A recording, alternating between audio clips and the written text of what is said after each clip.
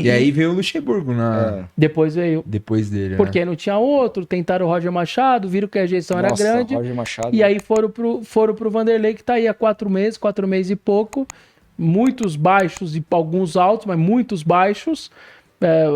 E aí agora levando, sabe lá Deus como, tentando título da Sul-Americana. O que você acha que foi mal? Que estágio você acha que o Lucha tá hoje? Porque isso que eu ia perguntar. Quando ele treinou o meu time em 2020, a gente fazia lives na pandemia e o pessoal até brincava comigo que eu era muito corneta com ele. E eu falava justamente o que o corintiano fala hoje. Eu falava, cara, não tem nada, é uma terra arrasada. Beleza, ele subiu os moleques, subiu o Danilo, teve os méritos dele ali. Como no Corinthians também. Em alguns pontos no Corinthians. Exato, é muito semelhante. Sim. Só que o estilo de jogo, tática, o Palmeiras não tinha nada. Era tanto que toma 3 do Curitiba quando ele cai.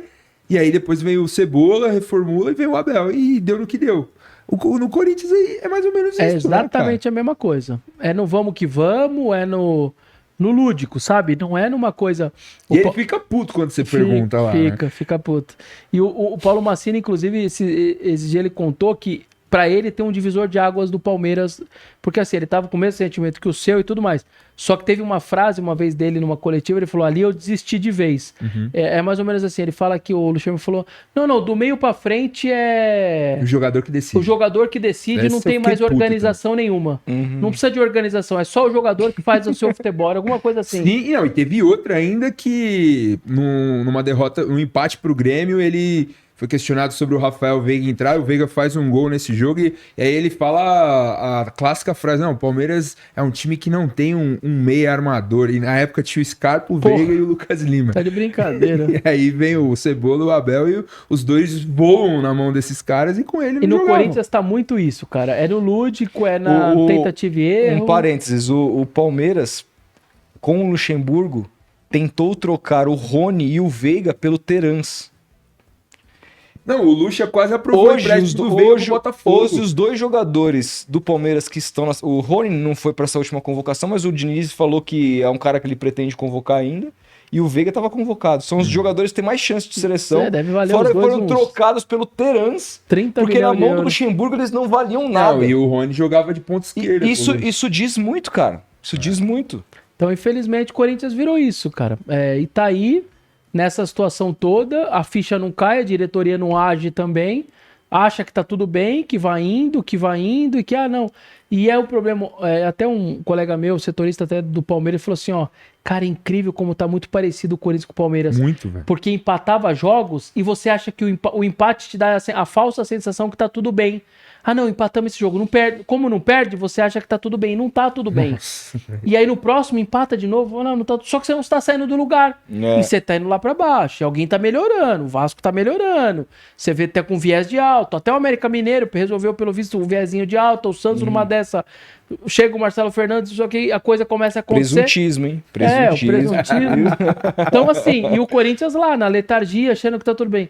Mas vai fazer o quê? Assim, eu sou o presidente do Corinthians. Eu tenho 2 perguntas a me fazer. Pergunta 1. O que a presença e a manutenção do Luxemburgo vai trazer de bom ou vai manter de bom na minha vida, no meu ambiente, no meu CT, com meus jogadores? Segunda pergunta. O que a ausência dele vai atrapalhar muito a minha vida e a vida do meu time? Se ele tiver algumas dessas respostas, pode manter. Eu duvido ele ter. Eu duvido ele encontrar 2 boas respostas do que para essas 2 perguntas. Se ele não tiver, ele tem que mandar embora. Cara, porque assim, com o Lázaro, vou dar só um exemplo, o Lázaro. Você vai falar assim, cara, os caras adoravam esse cara, velho. Os jogadores corriam, falavam dele, o ambiente era maravilhoso. Aí quando eu fizer essa pergunta pro meu subconsciente como presidente do Corinthians, eu vou falar assim, cara, se esse cara for embora, os caras vão ficar pé, né, velho? Eles adoram o cara. Eu tenho uma resposta. Você tem uma? O do Luxemburgo não tem.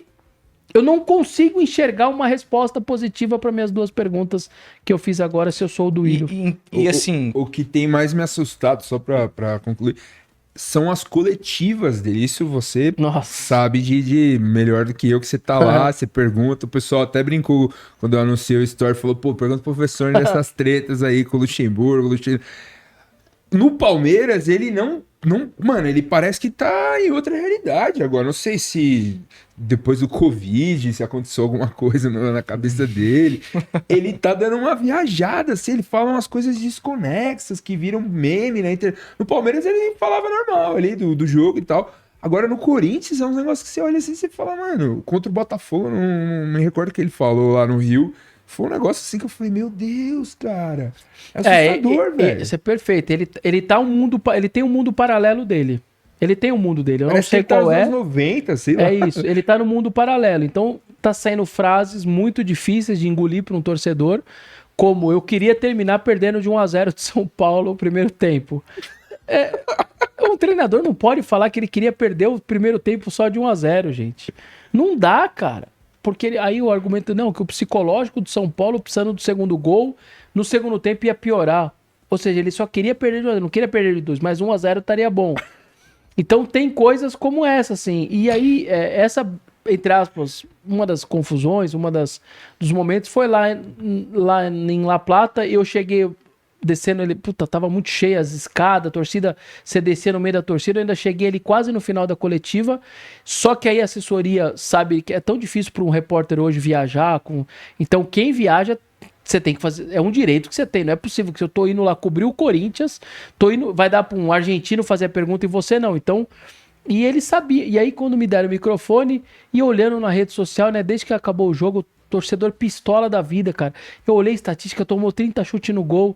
E aí eu comecei a escutar o final do meio pro final da coletiva dele, ele falando, não, é sorte, a trave é nossa. Aí aquilo eu falei, não é possível, cara. E aí foi quando eu quis fazer uma pergunta que o torcedor tava fazendo. Você não se sente envergonhado como um profissional de futebol ver seu time tomar 30 chutes no gol? Porque ali eu não tava só perguntando pro técnico do Corinthians. Eu tava perguntando pro treinador de futebol. Seja o da Várzea, da São Carlense, do Guarani, da seleção brasileira. Eu lembro que ele ficou bem puto. E ele ficou pé da vida, porque fala, você não tem vergonha de ter tomado 30 chutes? Não ter uma organização para evitar 30? E, gente, é o Corinthians, cara. Não é possível, assim, com todo respeito. Se o Goiás, quando jogou a Sul-Americana, Ponte Preta, eu fui pra Argentina, tomei 30 chutes, a Ponte Preta voltando pro Brasil, e tô classificado, cara. É outra questão. Tá beleza, velho. Mas peraí, eu tenho 113 anos, eu gasto uma instituição centenária, com 30 milhões de torcedor, eu gasto 20 milhões por mês com o meu futebol, eu fui até olhar, tenho 15 jogadores que jogaram por seleção brasileira, paraguaia, uruguaia, colombiana, e eu vou achar normal tomar 30 chutes no gol, gastando 20 pau quase no meu futebol por mês, com o elenco que eu tenho, ninguém pode achar normal isso. E ele menos ainda. E ele tava no mundo paralelo dele, achando que tudo, nós classificamos.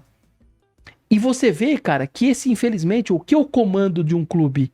O Cássio, quando sai do vestiário, ele fica bravo comigo também. Porque ele fala lá, não sei o que, classificamos. Bom. Aí eu não aguentei, eu falei, Cássio, eu sei que classificou, mas você não tá incomodado de ser o goleiro que tomou 30 chutes, 4 bolas na trave e tal, não sei o que, apesar da classificação? Eu não lembro de você, como goleiro do Corinthians, e eu acompanhei todos os anos do Cássio no clube, ter tomado 30 chutes no gol. Ah, mas aí você quer falar disso? Vamos falar que classificou e não sei o que. Ou seja, o discurso do Luxemburgo estava na mente ali dele naquele momento.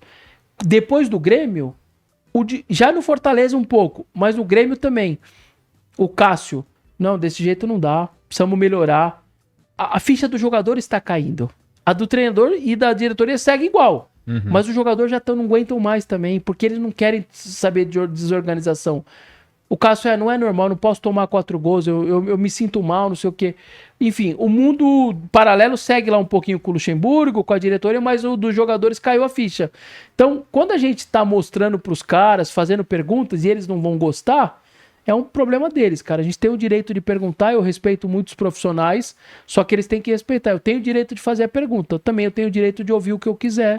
Paciência. Ô, Vessone, você acha que, taxativamente, o Luxemburgo, pra você, acompanhando esse trabalho dele, é uma dúvida que muita gente tinha depois da saída dele do Palmeiras, da maneira como foi, a virada que o Palmeiras teve com o Cebola depois do Abel,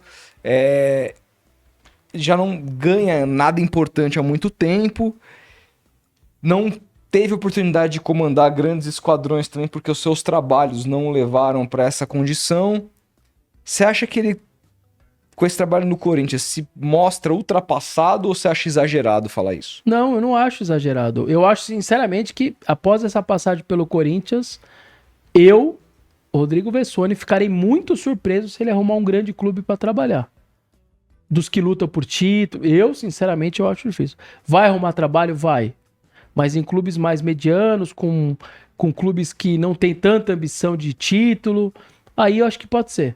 Mas clube grande que vai olhar o trabalho dele no Corinthians, já vai ter esse resquício de Palmeiras que você falou também, vai olhar pra trás e falar, meu, não vou trazer jamais, cara, não dá, não tem como. Eu acho que pra ele encerra grandes passagens, grandes clubes, grandes perspectivas no Corinthians. Eu vou ficar surpreso se um top 5 aí do Brasil, alguém que lute por tudo, buscar ele depois, sinceramente.